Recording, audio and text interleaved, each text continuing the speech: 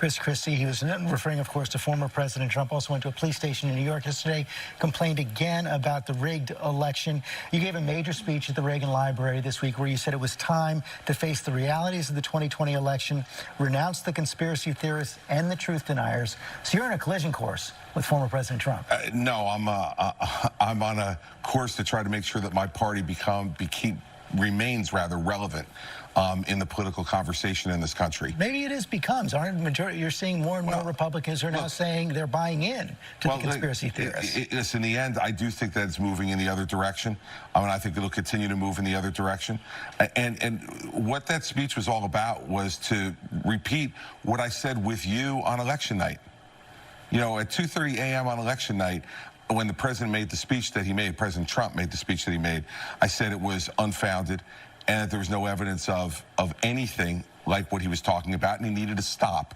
And I've consistently said that since then. It's taken hold among Republicans. It's taken hold among some Republicans, George. But I think what you're seeing over the course of time as this continues to move past election night and the emotion of an election is that more and more people are saying that that's not true. And by the way, it's also incumbent upon all of us in the party who don't believe it's true to speak out.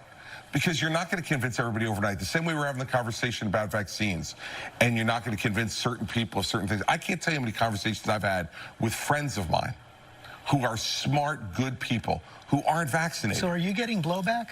I mean, listen, a little bit, but much more praise than blowback for the speech. And so, you know, but in the end, that's not why I gave the speech, to either get praise or worry about blowback. You say what you believe. That's what I try to do here every week when I'm on. And I said what I believed on Thursday night, and it's what I'm going to continue to believe. I just think for 4 years, we watch Republicans either be silent or be complicit in the building of the monster that is Trump.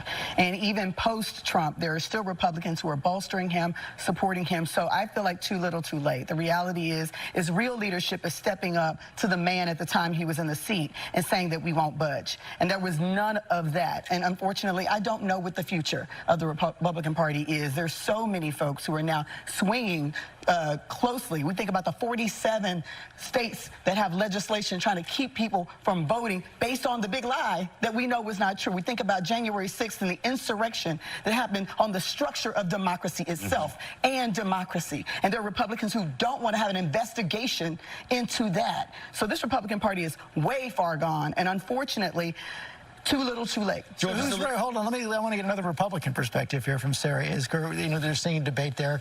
Chris believes the party's over time moving in this direction. Yvette disagrees. I think that perhaps we will finally see what we didn't get to see in 2016, where there were 17 candidates, nobody dropped out so that you could have the one-on-one versus Donald Trump. Perhaps it looks like Donald Trump is going to run again. We're certainly told that by all of his advisors and by all accounts from him. If it is Chris Christie versus Donald Trump in the Republican primary, Republicans will have a choice. And certainly Donald Trump is in some ways at his weakest that he's been since he left the White House, and in other ways, certainly what he has said and Trumpism has picked up within the party. It will be up to Governor Christie to make the case that there is somewhere else to go. But I do think if Trump runs, he may be alone in that lane, and that could be helpful. I'm sorry. Republican Party, they made their choice. Yes. And I appreciate the speech, Governor, but the reality is this. You have to admit, Sarah, you have to admit the role that you played in putting the person in leadership who is driving conspiracy theories. It's one thing to condemn them after the fact, but you have to own up to the role that you played in putting the person in power. The time we both ran campaigns against No. Let me finish. First off, I don't have to admit, First off, I don't have to admit anything to you. Can I finish? First off, I don't have to admit to you. And second, I ran against Donald Trump in 2016. You also coached him for the debate, sir. You ran against, here's the deal, you ran against him. But when a person has principles, morals, and values, they do not support them even if you lose. Right. And what they say is, I choose patriotism and the country over party and power. And the problem was too many Republicans chose power in riding with Donald Trump as opposed to patriotism in America. I'll sleep fine tonight with you judging my morals. Well, guess what? As a voter, as a voter who has 13 nieces and nephews, what I also want want to see in America are Republicans and Democrats who have the guts to stand up to narcissists, to folks who lie, to folks who sit here and lead a country in the wrong direction. And what that man has unleashed on this country, any Republican who stood with him has to own it and accept the role that they played. Yeah, well, that's fine. I'll accept the role that I played in the 2016 election running against him, and I'll accept the role... Let him finish his point now. Let him finish his point. And I'll accept the role that I played in my belief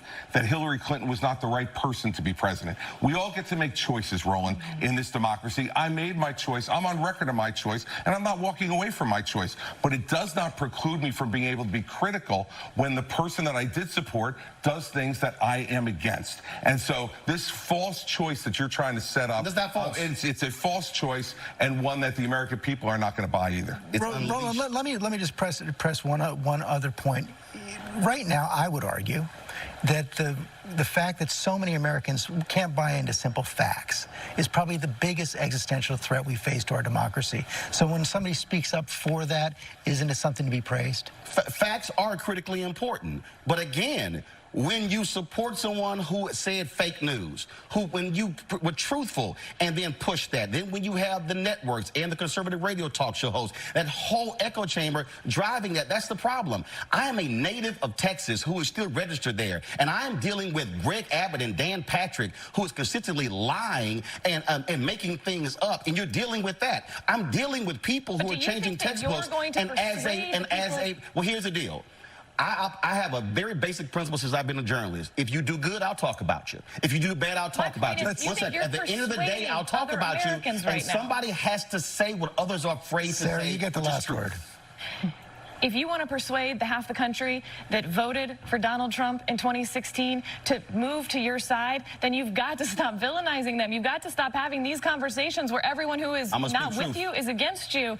And when someone says that Donald Trump did something wrong, you may want to consider praising that and trying to use that to persuade the people who are not going to be persuaded by what that is going to have to be the last word. This debate could obviously continue. I'm sure it will in coming weeks. When we come back. Hatred on the streets, a horrific scene, a white nationalist rally that descended into deadly violence.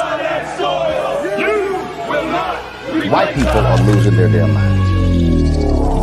As an angry pro-Trump mob storms the U.S. Capitol, we've seen We're about to see the rise of what I call white minority resistance. We have seen white folks in this country who simply cannot tolerate black folks voting. I think what we're seeing is the inevitable result of violent denial. This is part of American history. Every time that people of color have made progress, whether real or symbolic, there has been what Carol Anderson at Emory University calls white rage as a backlash. This is the rise of the Proud Boys and the Boogaloo Boys. America, there's going to be more of this. Here's all the Proud Boys, guys. This country is getting increasingly racist in its behaviors and its attitudes because of the fear of white people. The fear that they're taking our jobs, they're taking our resources, they're taking our women. This is white fear.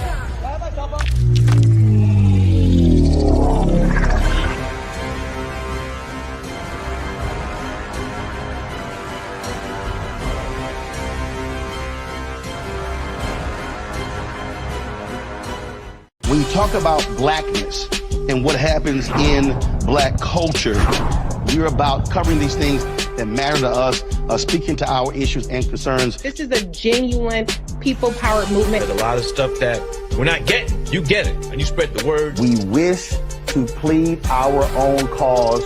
Too long have others spoken for us. We cannot tell our own story if we can't pay for it. This is about covering us. Invest in black-owned media. Your dollars matter. We don't have to keep asking them to cover our stuff. So please support us in what we do, folks. We want to hit 2,000 people, $50 this month, raise $100,000. We're behind 100,000, so we want to hit that. Y'all money makes this possible. Checks and money orders go to P.O. Box 57196, Washington, D.C. 20037-0196. The Cash App is $RM Unfiltered. PayPal is R Martin Unfiltered. Venmo is RM Unfiltered. Zelle is Roland at Roland S.